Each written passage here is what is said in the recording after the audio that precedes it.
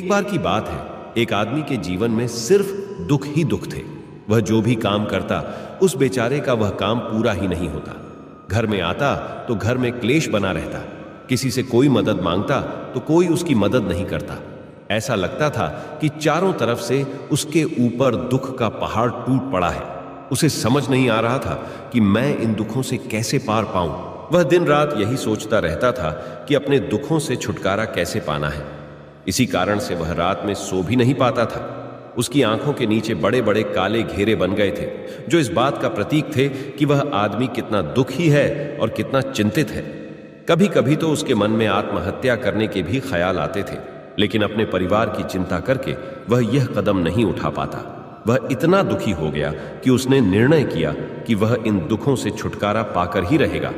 इसके लिए चाहे उसे कितनी ही मेहनत करनी पड़े, कुछ भी करना पड़े, चाहे अंगारों पर चलना पड़े, लेकिन इन दुखों से छुटकारा हासिल करके रहेगा। ऐसे ही एक दिन उसने अपने मित्र से पूछा कि मैं अपने जीवन को कैसे सुधारें। उसके मित्र ने उसे बताया कि तुम किसी बाबा के पास जाओ।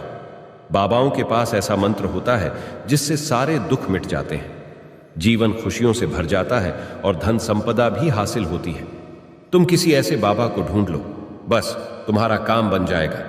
उस आदमी के मन में यह बात पूरी तरह से पक्की बैठ गई कि कोई बाबा ही मेरा दुख दूर कर सकता है, और इसीलिए उसे किसी भी बाबा के बारे में पता चलता तो वह उस बाबा के पास पहुंच जाता, उस बाबा को अपनी समस्या बताता और उससे उसका समाधान पूछता और कहता कि बाबा, मैं कुछ भी करने के लिए तैयार हूं, लेकिन मेरी इन समस्याओं से मुझे छुटकारा दिला दीजिए। आप जो कहेंगे मैं वह करूंगा, लेकिन मेरे जीवन को सुधार दीजिए बाबा। उसे कुछ टोने टोटके बताते थे करने के लिए, और बदले में दान दक्षिणा ले लेते थे कि यह टोना टोटका करने के बाद तुम्हारे घर में सुख शांति बनी रहेगी। बस इस टोटके को पूरी विधि के साथ करना।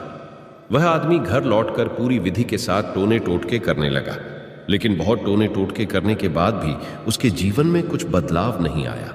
इसके विपरीत उसका जीवन और ज्यादा दुखी हो गया। जो भी बाबा उसे टोना टोटका देता था, वह बदले में उससे दान दक्षिणा लेता था, जिससे उसका धन भी धीरे धीरे खत्म हो रहा था। इससे उसके जीवन में दुख और ज्यादा बढ़ गया। तब उसे लगा कि बाबाओं के पास जाने से तो मेरे जीवन में दुख कम होने की वजह बढ़ते ही जा रहे हैं, तो मुझे क्या करना चाहिए? बाबाओं के पास जाऊं या ना जाऊं? फिर एक दिन एक आदमी ने उसे बताया कि तुम अपने घर में किसी पंडित को बुलाकर हवन करवा लो। हवन होगा, घर शुद्ध हो जाएगा, कोई भी बुरी ऊर्जा होगी घर में तो वह घर से बाहर चली जाएगी। किसी पंडित को बुलाकर पूरे विधि विधान उसे मंत्र उच्चारण कराओ, हवन कराओ, जिससे घर में सुख शांति आए। उस आदमी के मन में यह बात बैठ गई और उसने एक पंडित को अपने घर पर बुलाकर हवन करवा दिया। हवन अच्छी तरह से संपन्न हुआ। बदले में पंडित ने भी अच्छी दान दक्षिणा ली और उसके बाद वह वहां से विदा हो गया। लेकिन कुछ दिनों के बाद उस आदमी को महसूस हुआ कि उसके जीवन में अभी भी कोई बदलाव नहीं आया है। अब वह आदमी पूरी तरह से दुखी हो गया और ज्यादा परेशान हो गया। अब तो उसे लगने लगा था कि मेरे जीवन में से दुख कभी खत्म ही नहीं होंगे, और यही सोच सोचकर उस आदमी का बुरा हाल हो गया था। फिर एक दिन उसे अपने मित्र से एक ऐसे बाबा के बारे में पता चला जो समाधान बताने के लिए कोई दान दक्षिणा नहीं लेता था। उस आदमी को लगा कि यह बाबा दूसरे बाबाओं की तरह नहीं हो सकता, क्योंकि यह तो दान दक्षिणा लेता ही नहीं, और अगर दान दक्षिणा नहीं लेता तो यह सच में कोई सिद्ध बाबा होगा। और यही सोचकर वह उस बाबा के पास पहुंच जाता है। जब वह आदमी वहां पर पहुंचता है तो वह बाबा ध्यान में बैठे हुए थे। यह देखकर वह आदमी वहीं पर चुपचाप बैठकर ध्यान से बाहर आने का उनका इंतजार करने लगा। थोड़ी देर बाद बाबा ने आंखें खोली तो सामने एक दुखी और परेशान युवक को बैठे देखा। उसकी आंखों के नीचे काले घेरे देखकर ही समझ गया कि यह आदमी अपने जीवन से कितना परेशान है। उसे संबोधित करते हुए बाबा ने पूछा कि बच्चा, क्या चाहते हो? बाबा के पास क्या लेने आए हो? उस आदमी ने कहा कि बाबा, मैं अपने जीवन से बहुत परेशान हूं। मैंने इन दुखों को दूर करने के लिए बहुत सारे रास्ते अपनाए, हर वो तरकीब करके देखें जो किसी बाबा ने मुझे बताई, हर वो काम किया जो कोई भी इंसान ने मुझसे करने को कहा, लेकिन मेरे जीवन में दुखों में कोई कमी नहीं आई। बाबा, इसके विपरीत मेरे जीवन में दुखों में बढ़ोतरी हो गई है। मुझे समझ में नहीं आ रहा है कि मैं क्या करूं। कभी कभी तो मैं आत्महत्या करने की सोचता हूं, लेकिन मैं अपने परिवार की सोचकर मैं यह कदम नहीं उठाता हूं। मैंने आपके बारे में बहुत सुना है बाबा, और मैं बहुत उम्मीद के साथ आपके पास आया हूं। कृपया करके मुझे कोई ऐसा मार्ग बताएं जिससे मुझे अपने दुखों से छुटकारा मिल जाए। मैं अपने दुखों से छुटकारा पाने के लिए कुछ भी करने को तैयार हूं। आप मुझे कोई भी रास्ता बताएं, चाहे वह रास्ता कितना ही कठिन क्यों ना हो, मैं उसको पार करके रहूंगा। बाबा ने महसूस किया कि आदमी तो सच में बहुत परेशान है।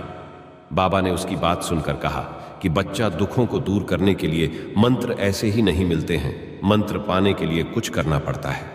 तुम कुछ कर सकते हो। यह सुनकर पहले तो उस आदमी ने सोचा कि यह बाबा भी मुझसे दान दक्षिणा मांगेंगे, लेकिन और कोई रास्ता ना पाकर उस आदमी ने कहा, बाबा, आपको जितना भी दान दक्षिणा चाहिए मैं देने के लिए तैयार हूं, लेकिन आपका मंत्र सच्चा होना चाहिए, वह पूरा होना चाहिए, उसका फल मुझे मिलना चाहिए। उसके बाद मैं आपको जो भी दान दक्षिणा लेना चाहते हो मैं आपको दे दूंगा। बाबा ने कहा, दान दक्षिणा तो बहुत छोटी चीज है, मुझे वह नहीं चाहिए। इस पर वो आदमी सोच विचार करके बोला, तो बाबा, मैं अंगारों पर भी चलने के लिए तैयार हूं, आप मुझे बस आज्ञा दीजिए। बाबा ने कहा कि अंगारों पर चलने वाली छोटी चीज मैं तुमसे नहीं कराने वाला हूं। मैं जो तुमसे कराने वाला हूं वह बहुत कठिन मंत्र है, उसे पूरा कर पाओगे। उसने कहा, बाबा, आप मुझे बताइए तो सही, मुझे करना क्या होगा? मैं कुछ भी करने के लिए तैयार हूं। इस पर बाबा ने उसे कहा कि यहां से जब तुम अपने घर जाओ तो रास्ते में अपने मन में यह दोहराते जाना कि मैं सुखी हूं, मैं सुखी हूं। बार बार अपने मन में यही दोहराना, और याद रहे जुबान पर यह नहीं आना चाहिए, यह सिर्फ मन में दोहराना है।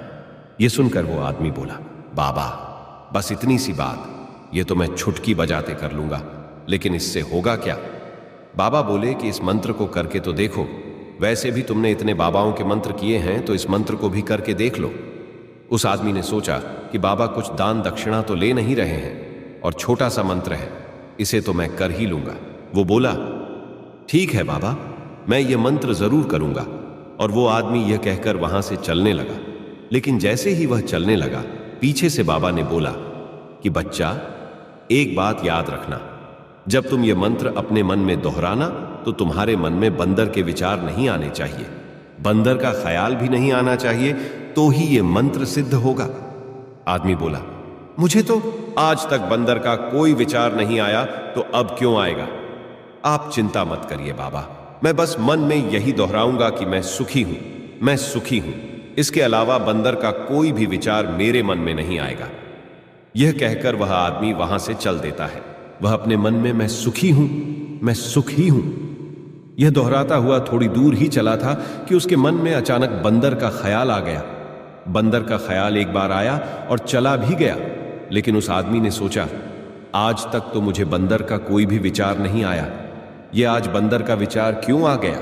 और ऐसे करके उसने उस बंदर के विचार को पकड़ लिया और यह भूल गया कि मुझे क्या मंत्र दोहराना है, और वह बंदर के बारे में सोचने लगा। जब थोड़ी देर बाद फिर से उसे होश आया तो वह फिर से अपना वही मंत्र दोहराने लगा जो बाबा ने उसे बताया था, मैं सुखी हूं, मैं सुखी हूं। लेकिन अचानक से उसे एक बंदर दिखाई दिया और यह देखकर फिर से उसके मन में बंदर का विचार उठ गया, और यह देखकर वह इस विचार को बाहर फेंकना चाहता था, और वह चाहता था कि मेरे अंदर किसी तरह से बंदर का विचार ना आए, लेकिन उसे तो सामने बंदर ही दिखाई दिया। ऐसे ही जद्दोजहद करते करते घर पर पहुंचा, और घर पर पहुंचने के बाद अपनी पत्नी को कहा कि हे बंदरिया, मुझे खाने में बंदर परोस दो। और जब उसे एहसास हुआ कि उसने क्या बोल दिया तो वह अपने बाल नोचने लगा और दीवारों में सर मारने लगा कि आज तक मुझे बंदर का कोई भी विचार नहीं आया, और आज मुझे यह क्या हो गया है कि मुझे हर जगह बंदर ही बंदर नजर आ रहे हैं, यह कैसी माया है? यही सोच सोच कर वह आदमी रात भर सो नहीं पाया। रात भर करवटें बदलते रहा और सुबह उठकर सीधे उसी बाबा के पास पहुंच गया और उसके चरणों में गिरकर कहा कि बाबा, पता नहीं क्या चमत्कार हो रहा है, आज तक मुझे बंदर का कोई विचार नहीं आया, लेकिन कल से जब से आपने मुझसे कहा कि बंदर का विचार नहीं आना चाहिए, तब से मुझे हर जगह बंदर ही बंदर नजर आ रहे हैं। उस आदमी ने कहा कि बाबा, मुझे तो आपके पीछे पेड़ पर बैठा बंदर केले खाते हुए दिखाई दे रहा है, यह हो क्या रहा है बाबा? ये सुनकर बाबा हंसने लगे। हाँ हाँ हाँ हाँ, बच्चा, मन का जाल एक ऐसा जाल है जिसे समझ पाना इतना आसान नहीं है। बंदर तो तुम्हारे रास्ते में पहले भी आते थे, जब तुम मेरे पास आए थे तो इन्हीं पेड़ों पर यह बंदर घूम रहे थे, लेकिन तब तुम्हारे ध्यान में यह बंदर नहीं था। तब तुम्हारे ध्यान में सिर्फ दुख थे। इसके बाद बाबा ने उसे बताया कि बच्चा, हम जिस चीज से भी दूर भागना चाहते हैं वही चीज हमारे मन में बहुत गहरे में प्रविष्ट हो जाती है और हमारे अंतर मन में समा जाती है। असल में हम जिस चीज से छुटकारा पाना चाहते हैं उससे छुटकारा इसीलिए पाना चाहते हैं कि वह हमारे साथ बहुत गहरे से जुड़ी हुई है, और हम जितना ही उससे छुटकारा पाना चाहते हैं वह उतनी ही गहरी हमारे मन में बैठती चली जाती है और आखिरकार हमारे अंतर मन में छा जाती है। ऊपर से तो हम चाहते हैं सुखी होना, कि मैं सुखी हूं, सुखी हूं। हमारे होंठ भी यही बोलते रहते हैं, लेकिन हमारे मन में दुख समाये होते हैं। हमारे विचारों में, हमारे मन में दुख ही दुख दिखाई देते हैं। इसीलिए अपनी जुबान से बार बार ये बोलने से कि मैं सुखी हूं, मैं सुखी हूं, हम सुखी नहीं होंगे जब तक ये मंत्र हमारे अंतर मन में प्रविष्ट नहीं होगा। इस पर उस आदमी ने पूछा कि बाबा, लेकिन यह मंत्र हमारे अंतर मन में प्रविष्ट कैसे होगा? यह सुनकर बाबा ने कहा कि बच्चा, अपने दुखों से लड़ना बंद कर दो।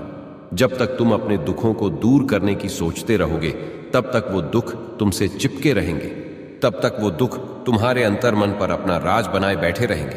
और जिस दिन तुम उन दुखों के बारे में सोचना ही छोड़ दोगे, उन दुखों से छुटकारा ही नहीं पाना चाहोगे, उसी दिन से तुम्हारे जिंदगी से दुख गायब हो जाएंगे। क्योंकि किसी भी चीज से छुटकारा पाने के लिए हमें उस चीज के बारे में सोचना पड़ता है, और हम जितना ही उस चीज के बारे में सोचते हैं वह उतनी ही गहरी हमारे मन में प्रविष्ट होती चली जाती है।